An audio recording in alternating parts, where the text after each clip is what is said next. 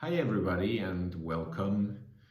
Today basically I want to talk again, so it's basically the second part of my previous post about why basically the hotels do not get it, reasons room bookings are low so far for the Euro 2020.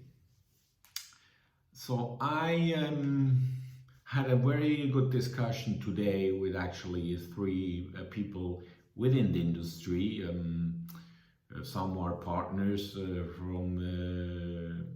some are partners, others are experts in the field. They actually called me and we had a discussion about my previous post.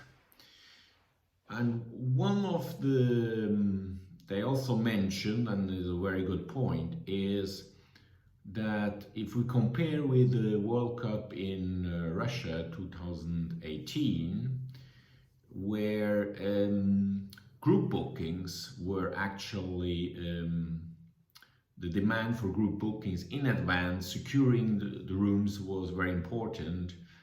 Because the hotels in Russia were not very flexible. So in terms of attrition, in terms of duration that you had to book. So it was very important that certain agencies in advance secured the rooms and then tried to resell it to tour operators or sponsors or larger corporate clients. And obviously in Russia itself also the availability of Airbnb or similar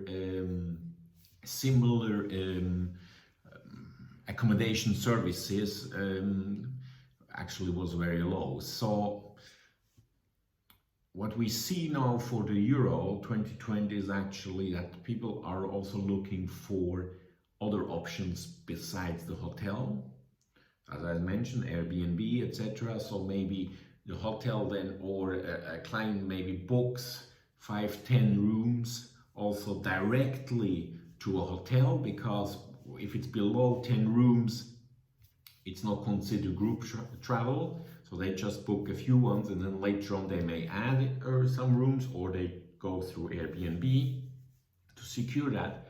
And what we see, one of the main reasons why the demand is actually very low is the fact that,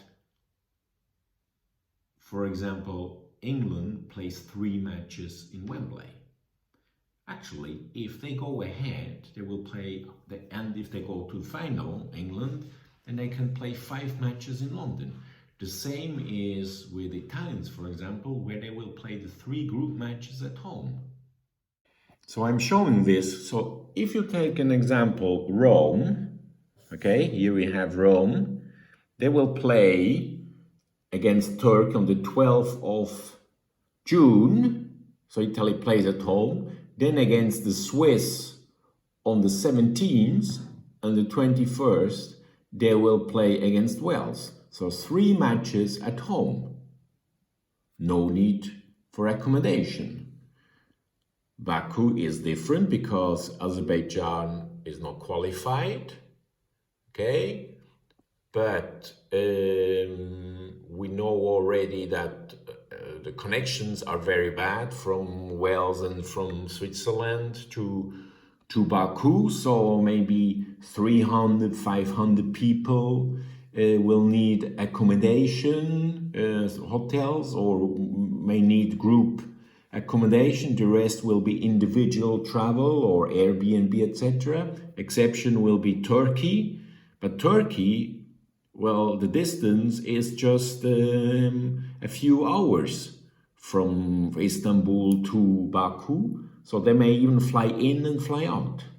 St. Petersburg then, as I said, Belgium on the 13th, Finland, and Finland, Belgium. Now here, Belgium, they actually played 2 world champion match in 2018 already in St. Petersburg. So there is no real interest to go back to St. Petersburg.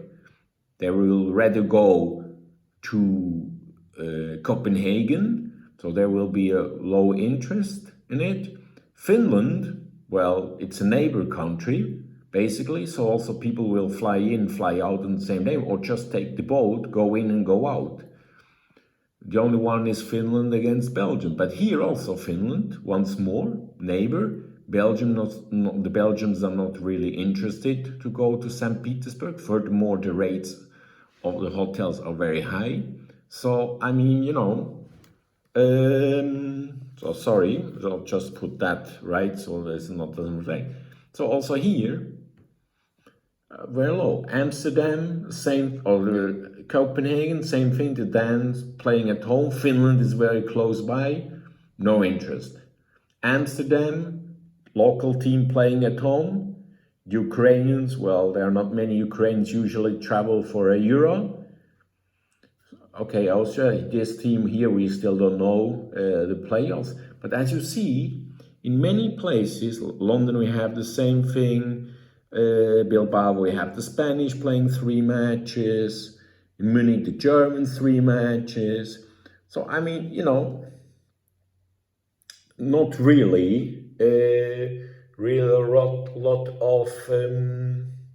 of guests traveling. The exception is probably Budapest, when France will play or Portugal will play.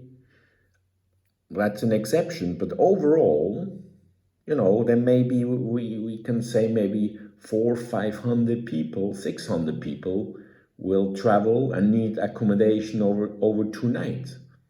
The rest will take Airbnbs or our individual travels. And this we have to take in consideration. So if we take a look on the 3 group matches in London, London has a lot of hotels, 5-star, 4-star, 3-star, so big choices,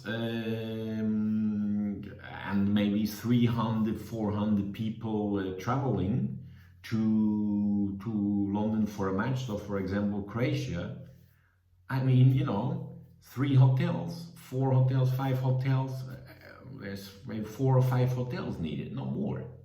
So, you know, so everybody expects to make the jackpot, but in reality, the demand for hotel rooms will be very low. So it's not, the event itself will not have a major impact in during the Euro 2020. It's basically like there would be just a normal mid-sized congress in the city.